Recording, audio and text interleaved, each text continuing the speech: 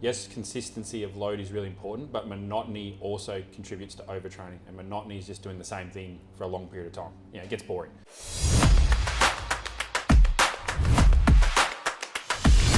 Welcome back to the Athlete's Edge podcast. Over the next few weeks, we'll be discussing how training priorities evolve across ages and stages of life. So we'll cover topics around training, health considerations, and education. First up is our 12 to 18-year-old age group, which takes up about 85% of our current gym. So Tim, what are our main training focuses for this age group? Yeah, absolutely. So really important age group, obviously starts to really shape who they're going to become as an athlete into their adult years. We really want to make sure we're building a great foundation in and around technique, coordination, quality movement patterns. So if I think first one I'll talk about is strength. So if we think of our gym training, here we're talking about what we've mentioned in the past around developing the hardware. The key here is it's not just how much you can lift. So we think strength, we think, yep, load on the bar, yep, I'm strong. Yes, we want to produce force, so absolutely there's an element of that. But things like eccentric control, so how you work when you're lowering the weight, for example, is a really important skill and transfers a lot to our sport. Mobility, stiffness, control, balance, coordination, all these sort of terms become important, and this is why we need a really well-rounded program. So we need to nail, yes, the basics around squat, hinge, push-pull, lunge, brace, rotate, but we also want to make sure we're doing different setups of certain movements. So like, can you do a range of different squats, whether that's front squat, back squat, goblet squat, split squat, because all these things load things slightly differently and have different strength and mobility and coordination demands that helps develop really well-rounded athletes. Even the tempo, so how fast down versus how fast you come up, is there any pauses in there, all has an implication and a certain, I guess, outcome we're trying to train for based on the prescription there. The big mistake there too is also making sure that things are measured. So there's no point doing the same thing and the same weights and the same reps over and over. Just as bad is doing random workouts every session. So having a plan, having a program to follow that, yes, evolves, but at the same time needs some sort of progression in there, which a lot of the young athletes I talk to either are doing nothing or they might be doing stuff, but it's still probably too random. There's not enough structure in and around this stuff. How often should athletes be progressing in terms of weight, reps? What does that kind of look like? I've always liked, so pretty much every session, there should be some mini progressions. So whether that's a little bit heavier or a little bit faster or a little bit more, so like 1 to 2 reps more. So there's a small increase because that'll influence your volume for the session. In terms of like a bigger change, I've always liked 4 to 6 weeks. So you should stick to something pretty similar for about that time point. So say 5 weeks in the middle, and then you might look to flick a few things over in terms of, swap out a back squat for a split squat or, change things up. So it's similar, but it's changing the focus. One, to keep people fresh, because we know, yes, consistency of load is really important, but monotony also contributes to overtraining, and monotony is just doing the same thing for a long period of time. It gets boring. So yes, we want to have some variety, make it fun, have a change up, but we need enough time between the start and the end to make sure we can actually get good at something. We don't just do footy training for 3 weeks and think, yeah, we're sweet, let's play and never train again. Obviously, it's a constantly evolving thing. We want to progress that just like we do our gym training. In and around training speed, so obviously a big thing for us, we get a lot of questions around technique and how to get faster. Proper acceleration mechanics, I see that's a big one, and we're going to talk about some of the other stuff other people are doing. I see a lot of training kids are doing actually makes acceleration worse. So they think they're doing speed drills and accelerating, but because they're accelerating the wrong way, they're only reinforcing the wrong patterns, and they create more problems for us when we get them, because now we're seeing there's all these other things we've got to fix and almost unlearn. A lot of that relates to your posture, your front side running shapes. Most young athletes can run, but very few are taught or know how to sprint, to how to do that well and execute that under high intensities, under speed. That links to our gym and our strength. So the reason why I said gym first, even though most of what we do is a speed focus, is because without that hardware, all the speed drills in the world aren't going to help. in my experience, because if kids aren't strong enough or can't control their body, then we can't coach them speed. It's just doing reps, which still has a benefit, but they get more benefit if they're doing both together. So linking that is movement quality. So every rep, your jump, your landing is all practice. You want to get better. How you move matters more than what you can lift. And this is where volume can be the enemy here. So you need rest. You need to be smart. Consistency is another big one in and around their training. So you don't need to be fancy and you don't need random workouts. You just need something that, like we said, you can be consistent with, that you can track, that it's quality, that you can progress over time. And as we're talking about, obviously offering information.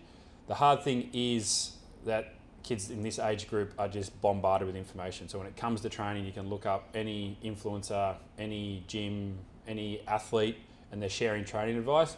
So here it is, find someone you trust that you think makes sense, and just almost don't listen to too many people, because you'll only get more confused. And I think that, we've seen that in some of our own athletes who they've got physios that they're consulting, they've got head coaches that they're consulting from their local club, they've got parents plus us, and then it's too many cooks in the kitchen, and ends up sort of doing everything poorly and nothing really well, and sticking to a plan, like you said. I don't know how many times I've had the conversation where I say something that maybe disagrees with people, and they're like, that makes sense. I'm like, it's a daily occurrence. It's like, people think, most advice out there has got to be good. It's probably the other way around. There's probably 10% of what's being advised I would agree with. And it's probably one of those things, even if it's not the best advice, you're probably better off following just one person's advice instead of 10 people.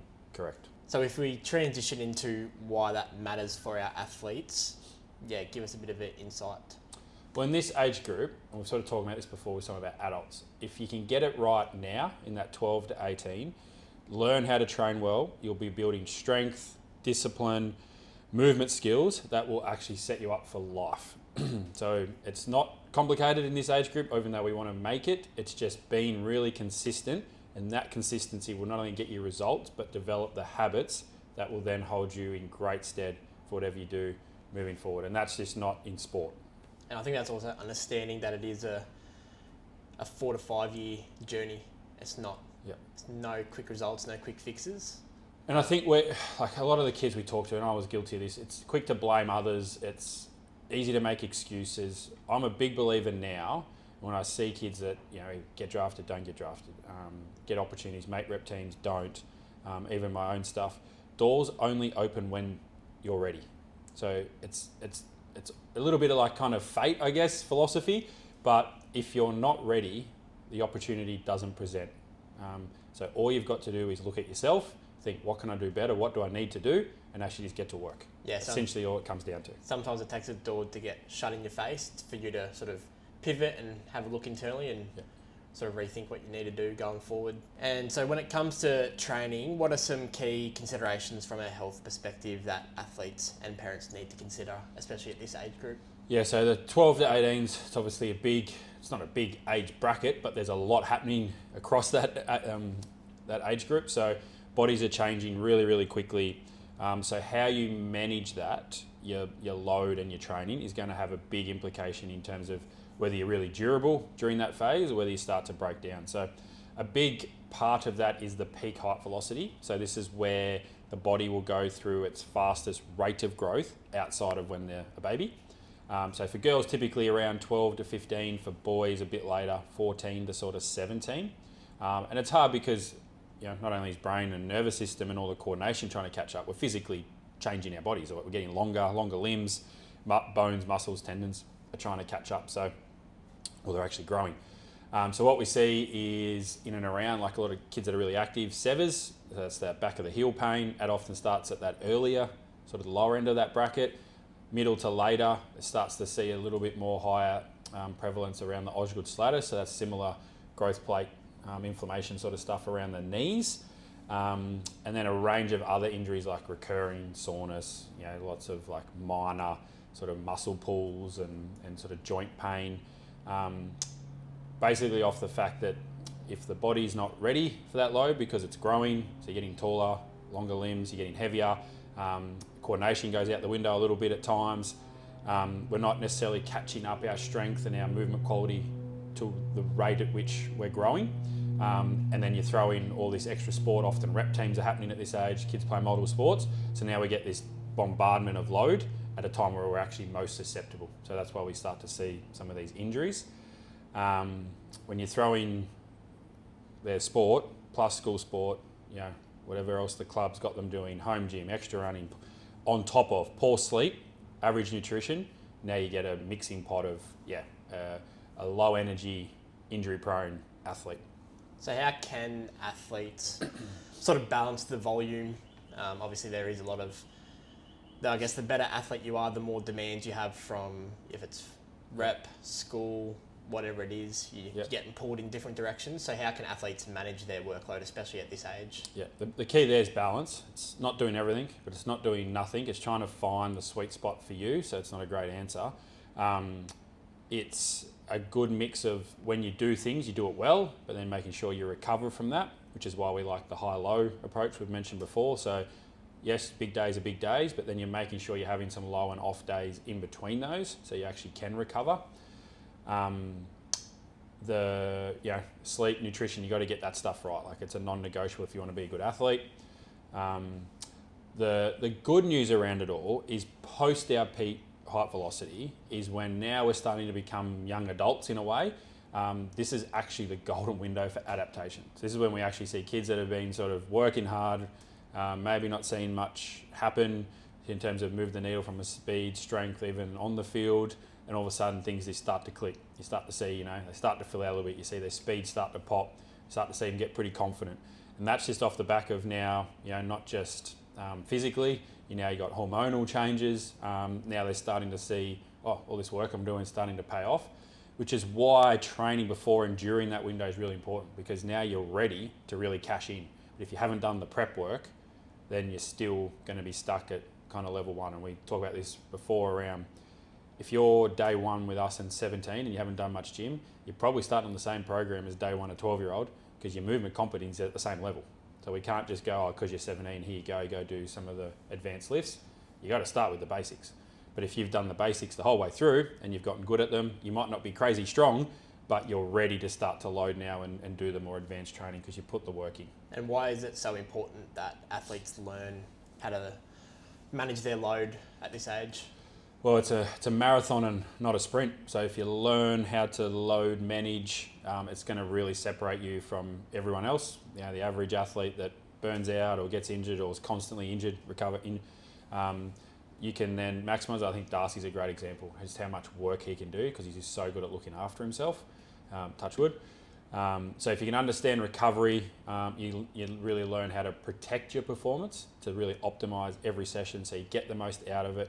And then that, in short blocks, starts to stack, and then year on year, you start to see massive changes. And that's right. I think sort of being clear on your priorities, which is probably another discussion, really helps in terms of you tend to cut out a lot of the stuff that doesn't actually move you towards your goal. So if it's playing rugby, say if you want to play in the AFL, you're playing touch rugby at recess, or you're playing golf, you're doing extra runs, all this stuff that doesn't actually contribute towards your goal. It's a good place to discuss quickly the sport specialisation. So it's talked a lot now in the media around being negative, and I agree. You don't just want to play one sport. What people take that though is, it's like, okay, well, I'm going to do footy and basketball, but they do both equally. So my advice would be, if your dream is AFL is the priority. Play a bit of basketball, but understand it's like a social part of it. It's just for a little bit extra training. It's like your gym, it's like others. You do that because you can fit it in, but if it gets in the way of footy, it's got to cut back. Like, I think the mistake is people trying to do both the same, and now it's like two competing things. It's like, have a focus, do other things, swim, triathlon, like whatever it is, and ideally if that thing can really help the main one, then even better.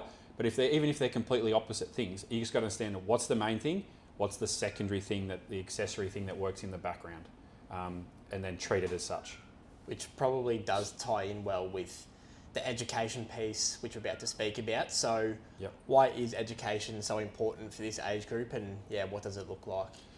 Well, athletes, as they work through it, I think start to understand what to do, but the success they have will really start to depend on how and why you do it. So that it comes a bit more down to the details around, how you're going to execute and why. So that is a big motivation sort of buying piece. So you got to be pretty deliberate with your thought and your mindset around that. Off the back of that, so we find a lot of kids are inconsistent. So first of all, but then it becomes, now I'm consistent in terms of I show up, but if you show up to a 6 a.m. session, it takes you half an hour to warm up. Are you really showing up? So it's like, how do I show up with intent in the warm up? Yeah. So now I'm ready to go. I get something out of my mobility work, and then I'm into my lifts and I'm ready to go. So that, because that seems like a fairly small detail, even if it's 10 minutes, but 10 minutes 3 times a week is half an hour. Over a year, we're talking 25 hours. That starts to be a lot of training that you're not maximising your output on and getting the most out of. Links into sort of awareness. I think the best kids are really aware of self and how they're approaching things, their technique, their effort, their focus. It's more than just the exercise they're doing, and we see it with, like, say, the swimmers, who obviously are very individual-based sports, very technical, very focused, especially our top ones. The gym group changes when they're in the room, just of how focused they are and how intent they are with everything they do. I think a big one that in this age group, and everyone, but particularly not every day is perfect. Some days you'll be flying and you think this is fantastic, but more often than not you won't be, and it is a bit of a grind. And that's normal, and I think it's the old rule of thirds. I think a third will feel great, a third will feel average, and a third will feel crap. And if you're only going to feel average or crap on 2 out of 3, you got to learn how to train through that, because otherwise you're only training 1 out of 3 sessions. Yeah. So, and off the back of that, I think 100% effort on a 60% day is better than nothing. So if you know, look, I'm just going to do my best today, and I know it's not going to be my absolute best, but if I can give the best of what I've got, you're still moving the needle forward. But you got to control what you can control around that, like your recovery, your habits, all that sort of stuff, which, that's an ownership piece, and that's an everyday thing, not when you choose to. So you got to get your sleep, your hydration, your nutrition, so that you're recovering well. And a big one in this age group is the social media. The choice you make is what you consume on social media is either going to help your performance or take away from it. Your choice. Who you follow, how you use it as a tool can either be a distraction, or it can actually be a great resource if you use it properly. It's sort of like the library now of the modern world. Instead of going and find sport books, you can just, at the tip of a finger, find some great advice. But you got to be careful, like we said, what you're listening to and who you're listening to and what you take on. But it's a great source, I think, of information and motivation if you use it properly. And the mindset stuff, so understanding that, like, real growth isn't just the physical.